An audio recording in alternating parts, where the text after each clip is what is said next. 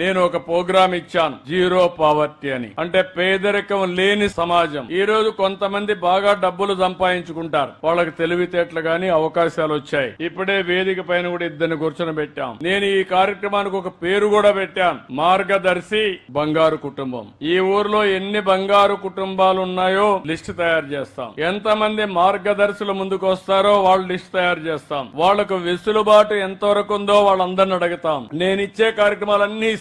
నేను రేపు ఇంకా డబ్బులు సంపాదిస్తే ఆ డబ్బులంతా మీకోసం సంపాదిస్తాను తప్ప నేను వేరే వాళ్ళ కోసం కాదు. ఈ రాష్ట్ర ప్రజల కోసం, పేదవాళ్ల కోసం నేను పడే శ్రమ గాని, ఈ ప్రభుత్వం పడే శ్రమ గాని. అలాంటప్పుడు మేము చేసే పనికి అదనంగా ఇలాంటి తెలివైన వాళ్ళు మీకు అండగా నిలబడితే నేను వారికి కూడా ఒక ఆలోచన ఇస్తాం, ఒక స్ఫూర్తినిస్తాం, వాళ్ళు చేసే పనికి గుర్తింపిస్తాం. నిన్ననే ఒక ఎగ్జాంపుల్ చెప్పాను మీ అందరికీ. పుట్టుకతో ఎవ్వరు కూడా పెద్ద వ్యక్తులుగా పుట్టారు, అందరూ చిన్నగానే పుడతాం, చిన్న కుటుంబాలనే పుడతాం. ఈ రోజు అంబేద్కర్ గారు ఉన్నారు, ఆయన కూడా ఒక షెడ్యూల్ కులంలో పుట్టాడు, 12వ సంతానం. ఆ రోజుట్లో బరోడా కింగ్ ఉండేవాడు. ఆయన చదువుకోవాలంటే ఆయనలో ఉండే టాలెంట్ అన్ని చూసిన తర్వాత నెలకు 25 రూపాయలు బాంబేలో చదువుకు సహాయం చేశాడు. అది పెను సహాయం అప్పట్లో. ఈయన లండన్ కు పోయి ఉన్నత చదువు చదువుకోవాలంటే $11 ఆయనకి ఇచ్చాడు నెలకు. దానివల్ల ఆయన చదువుకొని వచ్చి కడాన మంచి మళ్లీ వస్తానే ఒక ఉద్యోగం కూడా ఇచ్చాడు. దాంతో రాణించి భారతదేశానికి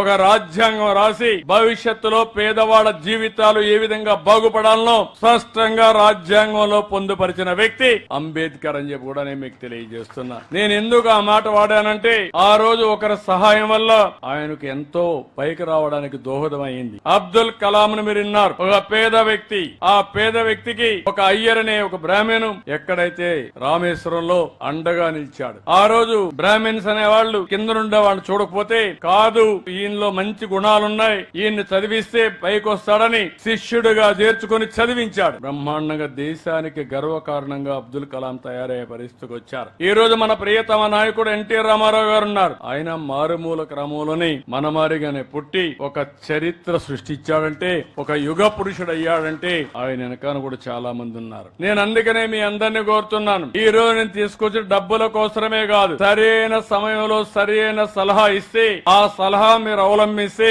మీ జీవితాలే మెరుగవుతాయి, మీ జీవితాల్లో మార్పు వస్తుంది. నేను డాక్రా సంఘాలు పెట్టాను, 25 సంవత్సరాల కంటే ముందు పెట్టాను. ఈ రోజు వాళ్ళ దగ్గర ఒక 35,000 కోట్ల రూపాయలు పొదుపు ఉంది. నేనే నేర్పించాను, రూపాయి మీరు పొదుపు చేయండి, నేను రూపాయి ఇస్తాను. అంచెలంచెలుగా ఎదిగింది, బ్రహ్మాండమైన వ్యవస్థగా తయారైంది. ఇప్పుడు భారతదేశానికి ఒక ఆదర్శంగా తయారయ్యే పరిస్థితి వచ్చింది. ఈ సందర్భంలో ఒకటే మిమ్మల్ని కోరుతున్నాను, నా ఆలోచన, నా జీవితాశయం ఒకటే, పేదరికం లేని సమాజాన్ని చూడాలనేది నా జీవితాశయంగా ఎంపిక చేసుకున్నాను. పైనుండే 10% లేకపోతే 45% మనం తీసుకునే నిర్ణయాల వల్ల పైకి వస్తారు. చాలా మంది వ్యవసాయంలో మంచి పాలసీ తీసుకొస్తే వ్యవసాయంలో ఉండే అందరూ పైకి వస్తారు. అదే సమయంలో ఒక 10-20% ప్రజలు ఏం చేయాలో తెలియకుండా, సరైన సమయంలో అండలేకుండా అక్కడే మిగిలిపోతున్నారు. అలాంటి వారికి చేయూతనివ్వాలనే ఉద్దేశంతో నేను ఈ కార్యక్రమానికి శ్రీకారం చుట్టా.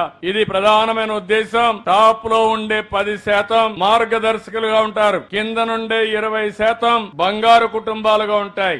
ఇద్దరు కలిసి ఒక పద్ధతి ప్రకారం అభివృద్ధి చేస్తే వాళ్ళ జీవితాల్లో ఒక వెలుగు వస్తుంది. అది చేయించడానికి నేను ప్రయత్నం చేస్తున్నా.